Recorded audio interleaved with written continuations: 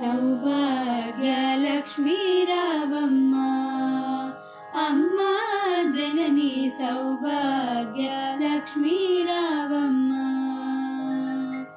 నుదుట కుంకుమార విబింబముగా కన్నుల నిండుగా కాటుక వెలుగా కాంచనహారము గళమున మెరయగా పీతాంబరములు శోభలు నిండగా సౌభాగ్య లక్ష్మీ రావమ్మ అమ్మా జనని సౌభాగ్య లక్ష్మీ రావమ్మ.